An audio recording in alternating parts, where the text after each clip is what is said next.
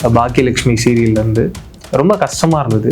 First of all அவங்க யார், என்ன காரணத்துக்காக இது நடந்தது? இந்த நடிகை பேர் வந்து ராஜேஸ்வரி. அவங்க பார்த்தீங்கன்னா சிறகடிக்க ஆசைன்னு ஒரு சீரியல், அது விஜய் டிவியில் ரொம்ப பிரபலமாக ஓடிட்டு இருக்கு. அதில் வந்து அருண் ஒரு கேரக்டருக்கு அவங்க அம்மா கேரக்டரில் நடிக்கிறாங்க. அவங்க வயசு வந்து 39.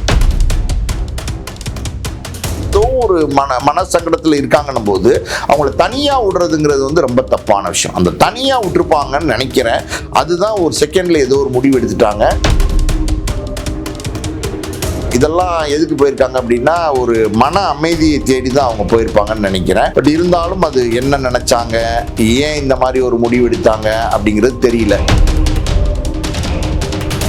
ராஜேஸ்வரியை பொறுத்த வரைக்கும் கணவன் மனைவிக்குள்ள ஏற்பட்ட பிரச்சனை, இந்த 13 லட்ச ரூபா வந்துச்சு இல்லையா, அதுல ஏதோ ஏற்பட்ட பிரச்சனை அப்படிங்கிறதா சொல்றாங்க. இந்த தகவல் எதுவுமே ஊர்ஜிதப்படுத்தப்படாத.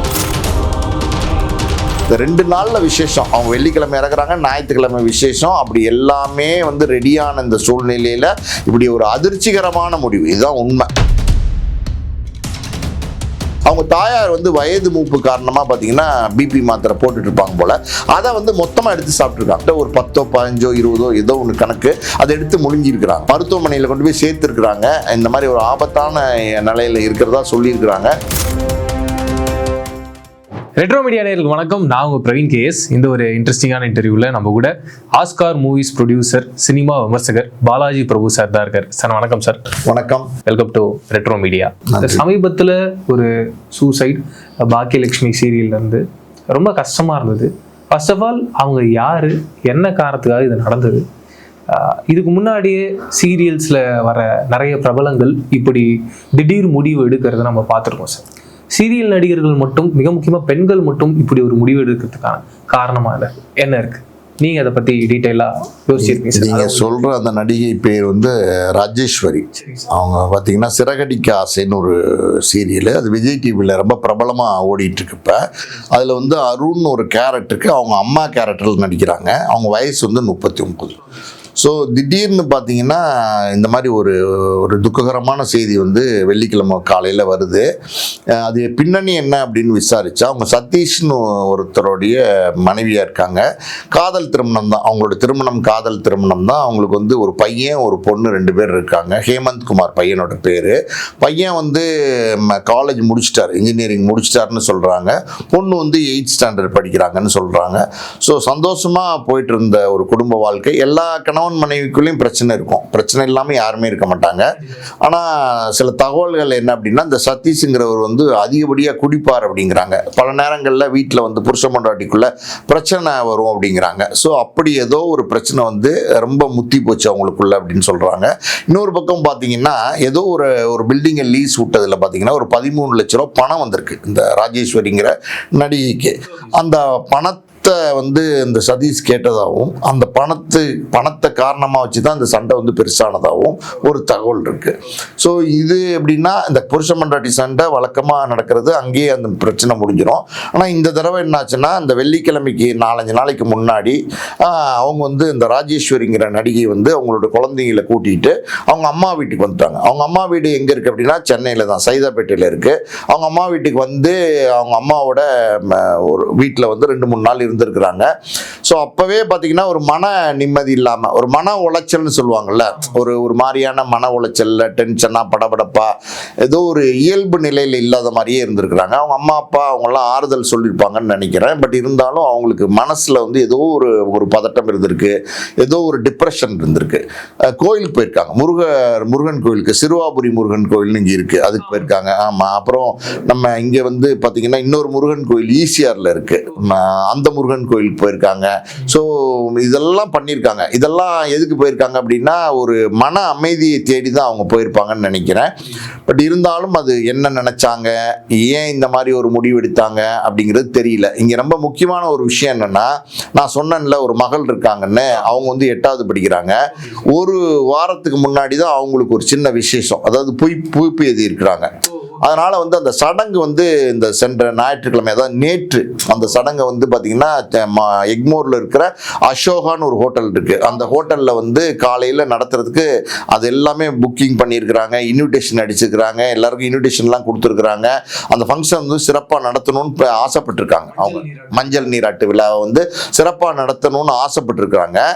இதிலே என்ன சொல்றாங்கன்னா, அதுக்கு பணம் செலவழிக்க வேண்டாம், அது லட்சக்கணக்கில் செலவாகும். இப்போ வந்த பணம் நான் சொன்னேன்ல 13 லட்சம், அது வந்து வேற நம்ம ஏதாவது தொழிலுக்கு யூஸ் பண்ணலாம் அப்படிங்கிற மாதிரி அவங்க கணவன் சொன்னதாகவும், இல்லை மகளுடைய இந்த விழாவை வந்து சிறப்பாக நடத்தணும்னு இவங்க ஆசைப்பட்டதாகவும், அது விழாவை நடத்தி தான் ஆகணும்னு சொன்னதாகவும், அதுவே ஒரு பிரச்சனையா மாறிச்சு புருஷன் பொண்டாட்டிகள் அப்படின்னு ஒரு தகவலும் இருக்கு. மொத்தத்தில் பார்த்தீங்கன்னா இந்த 2 நாள்ல விசேஷம், அவங்க வெள்ளிக்கிழமை இறக்குறாங்க, ஞாயிற்றுக்கிழமை விசேஷம், அப்படி எல்லாமே வந்து ரெடியான இந்த சூழ்நிலையில இப்படி ஒரு அதிர்ச்சிகரமான முடிவு. இதுதான் உண்மை. அது யாருமே எதிர்பார்த்திருக்க மாட்டாங்க. வயசு வேற ரொம்ப சின்ன வயசு, 39 வயசு தான். ஸோ திடீர்னு எடுத்துட்டாங்க ஒரு முடிவு. அதாவது இந்த மாதிரியான முடிவு என்னன்னா, ஒரு சனம் அந்த நேரத்தை நீங்க கடந்துட்டீங்கன்னா அதுலேருந்து நீங்க வெளில வந்துடலாம். அதை கடந்துடலாம், நீங்க ஆல்மோஸ்ட் அதை கடந்துடலாம். அந்த செகண்ட் ஒரு முடிவு எடுக்கிறாங்க பார்த்தீங்களா, அது வந்து மாற்றுறதுக்கு கூட யாராவது வந்து துணைக்கு இருந்திருக்கணும். அதாவது இந்த மாதிரி வந்து மனநிலையில இருக்கிறவங்க கூட எப்பவுமே ஆட்கள் இருக்கணும். இவங்க எப்பவுமே வந்து ஒரு கிரௌடுக்கு நடுவில் இருந்தாங்கன்னு வச்சுக்கோங்களேன், இவங்க வந்து தப்பான எண்ணங்கள் யோசிக்காம வந்து தடுக்கப்படுவாங்க. இல்லை வேற எதுலையாவது வந்து அவங்களோட மனசை வந்து கவனம் செலுத்தினாங்கன்னு வச்சுக்கோங்க, அப்பயுமே பார்த்தீங்கன்னா இந்த எண்ணங்கள் வந்து குறைய ஆரம்பிக்கும்.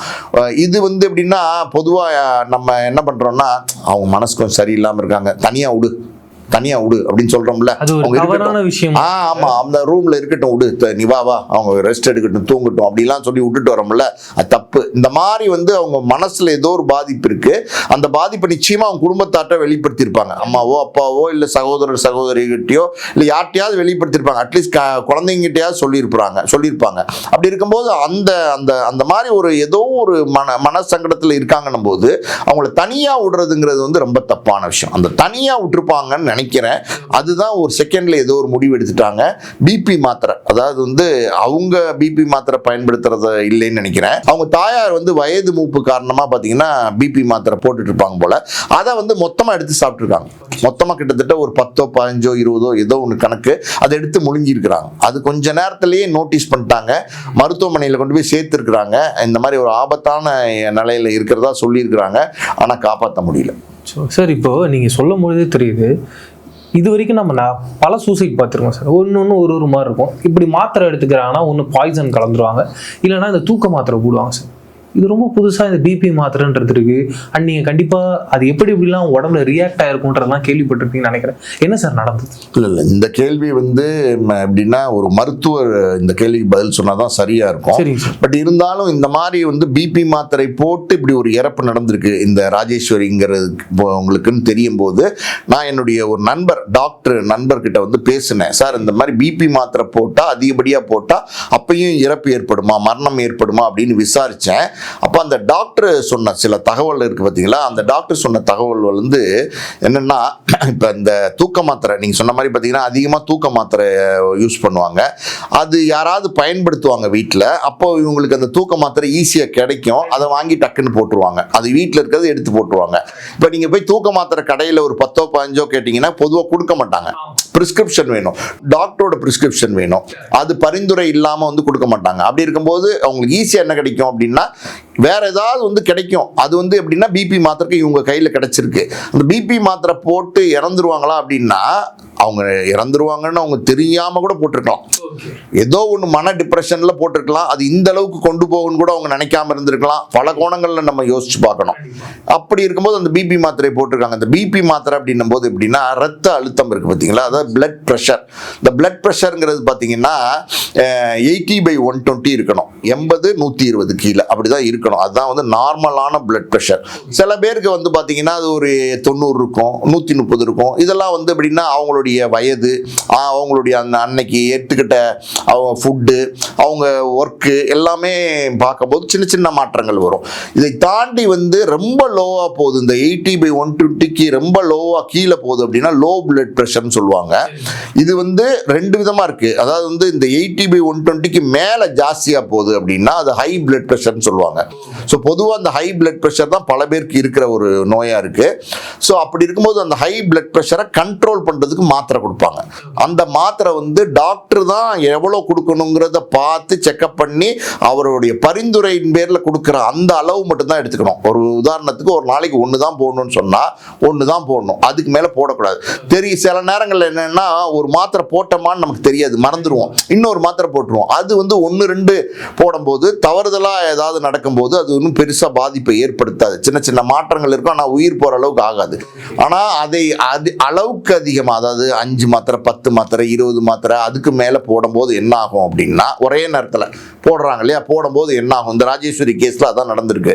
என்ன ஆகும் அப்படின்னா, பிபியை கட்டுப்பாட்டில் வைக்கிறதுக்கு கொடுத்த மாத்திரை, அதிகமாக இருக்கிற பிபியை கட்டுப்பாட்டில் வைக்கிறதுக்கு கொடுத்த மாத்திரை, இது வந்து ஒரு மாத்திரை போடும்போது அது கட்டுப்பாட்டுக்கு கொண்டு வரும், டாக்டருக்கு தெரியும் எவ்வளோன்னு. ஸோ இதை வந்து நீங்கள் 30 மாத்திரையோ 15-20 மாத்திரையோ போட்டால் என்ன ஆகும், டோட்டலாக உங்களுடைய பாடியில் இருக்கிற பிபி லெவல் கம்மியாகும். அதாவது பிளட்டோடைய ப்ரெஷர் தான் பிபி. பிளட் ப்ரெஷர் கம்மியாகும் போது என்ன ஆகும் அப்படின்னா, பிளட்டுக்கு அந்த தேவையான ப்ரெஷர் மெயின்டைன் ஆகிட்டே இருக்கணும். அந்த ப்ரெஷர் கம்மியாகும் போது என்ன ஆகும்னா, உங்களுடைய பாடியில் இருக்கிற ரத்த ஓட்டம் வந்து கம்மியாக ஆரம்பிக்கும். டோட்டலாகவே உங்கள் சிஸ்டமே வந்து மாற்ற ஆரம்பிக்கும். இந்த அதிகமாக மாத்திரை போடும்போது டோட்டலாக பிளட் ப்ரெஷர் கம்மியாச்சுன்னா ரத்த ஓட்டம் கம்மியாகும். ரத்த ஓட்டம் கம்மியாச்சுன்னா ஹார்ட்டுக்கு தேவையான ரத்தம் கிடைக்காது. ஹார்ட்டுக்கு தேவையான ரத்தம் சரியாக போய் சேரலைன்னா ஹார்ட்டோட பம்பிங் இருக்குது பார்த்தீங்களா, அது வந்து பண்ண முடியாமல் ஹார்ட் திணற ஆரம்பிக்கும், பம்பிங் அப்படியே கம்மியாகும். ஹார்ட் பம்ப் கம்மியானா என்ன ஆகும், அந்த பம்ப் அந்த ஹார்ட் தான் பம்ப் பண்ணி மற்ற உறுப்புகளுக்கு ரத்தத்தை கொடுக்கணும். அதோட நார்மல் பம்பிங் இல்லாமல் பம்பிங் கம்மியாகும் போது ரத்தம் மற்ற உறுப்புகளுக்கு போகுது இல்லையா, அந்த மற்ற உறுப்புகளுக்கு போகிற ரத்தமும் வந்து கம்மியாக ஆரம்பிச்சிடும். இப்போ கிட்னிக்கு போகிறது, பிரெயினுக்கு போகிறது, எல்லா ஆர்கனுக்கும் ரத்தம் போயாகணும். எல்லாமே என்னன்னா அப்படியே குறையும், டோட்டலாக குறையும். அப்படி என்னன்னா எல்லா ஆர்கனுமே தடுமாற்றம், அதாவது வந்து ஒரு ஒரு எப்படி சொல்றது, ஒரு கிரிட்டிக்கலான ஸ்டேஜுக்கு வந்துடும். ஹார்ட்டை பொறுத்த வரைக்கும் அப்படின்னா ஒரு சடன் வந்து கொலாப்ஸ் ஆகி அப்படியே வந்து உயிர் ஆபத்தாயிரும். இதான் வந்து இந்த பிபி மாத்திரை அதிகமாக எடுத்துக்கிறதுனால.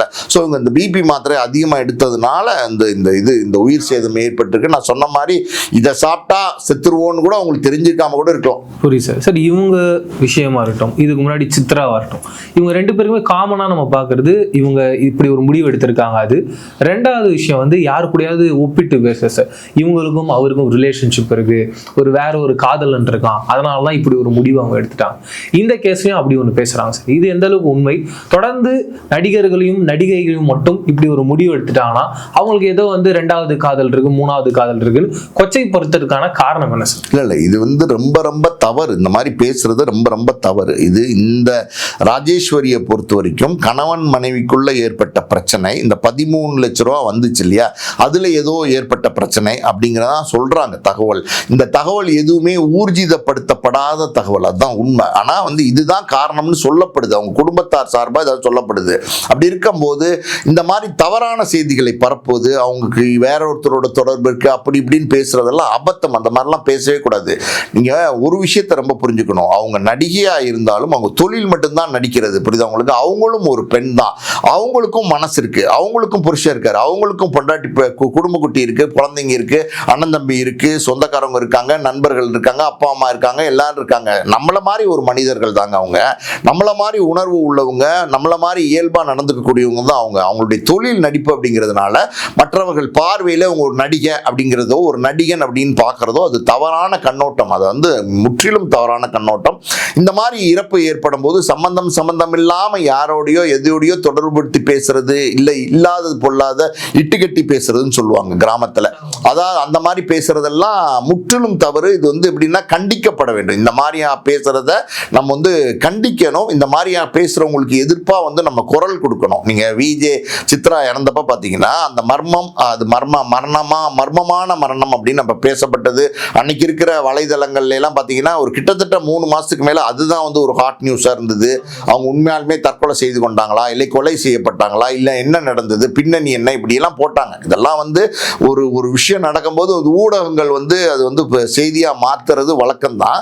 அது அது வந்து அன்னைக்கு ஹாட் டாபிக்கா இருந்துச்சு. பட் என்ன அங்க நடந்தது என்பது உங்களுக்கோ எனக்கோ தெரியாது. அது வந்து என்ன நடந்ததுங்கிறது இது வரைக்கும் வெளியிலயும் சரியா தெரியல. அது ஒரு தற்கொலையா தான் பேசப்படுது. அந்த நேரத்தில் அவருடைய கணவர் அந்த ஹேமந்த்ங்கிறவர் மேல சில குற்றச்சாட்டுகளை வந்து சித்ராவோட அம்மா அப்பா வந்து குற்றச்சாட்டு இருந்தாங்க. அந்த குற்றச்சாட்டுதல் உண்மையா பொய்யா அப்படிங்கிறது விசாரணையெல்லாம் நடந்து அது அவர் அந்த வழக்குல இருந்தே அந்த ஹேமந்த் வந்து விடுவிக்கப்பட்டுட்டார். அதனால வந்து அது தற்கொலையா தான் நம்ம பார்க்க முடியும். அதுக்கு மேல நம்ம வந்து பேசுறது தவறு. அதே மாதிரி வந்து இந்த ராஜேஸ்வரி தற்கொலையை பொறுத்த வரைக்கும் அவங்க வந்து எப்படி சொல்றது, ஒரு குடும்ப சூழ்நிலையில தான் இப்படி ஒரு இறுக்கமான முடிவு எடுத்திருக்காங்க. ஸோ இந்த மாதிரி தவறான விஷயங்கள், வதந்திகள்னு சொல்றதை விட இந்த மாதிரி வந்து விஷமத்தனமான விஷயங்கள், அதுதான் சரியான பொருத்தமான வார்த்தை. அந்த மாதிரி சோசியல் மீடியாவை பயன்படுத்தி ஒருத்தர் வந்து இறந்ததுக்கு அப்புறம் களங்கப்படுத்துறது இருக்கு பார்த்தீங்களா, அது ரொம்ப ரொம்ப கொச்சையான செயல். அது செய்யவே கூடாது. அதாவது நம்ம ஒரு விஷயத்தை ரொம்ப கிளியரா உணரணும். அது எப்படின்னா, நம்ம வீட்லயும் பெண்கள் இருக்காங்க, நம்ம இந்த சமுதாயத்துக்குள்ள தான் வாழ்றோம். நம்மளுடைய தாய், நம்மளுடைய மனைவி, நம்மளுடைய மகள், நம்மளுடைய தங்கச்சி, எல்லாருமே வந்து நம்மள சுற்றத்தில் இருக்கிற எத்தனையோ பெண்கள் இருக்கிறாங்க. அவங்களாதான் நம்ம வந்து இன்னொரு பெண்ணை பார்க்கணும். அப்படி இருக்கும்போது இறந்ததுக்கு அப்புறம் இந்த மாதிரி பேசுறது முற்றிலும் தவறு, கண்டிக்கப்படணும். அவங்க அப்படிப்பட்ட ஆட்களுக்கு எதிர்த்து குரல் கொடுக்கணும். ரொம்ப நன்றி சார். நிறைய விஷயங்கள் கேட்டு தெரிஞ்சுக்கிட்டோம். மீண்டும் சந்திப்போம். நன்றி சார். நன்றி.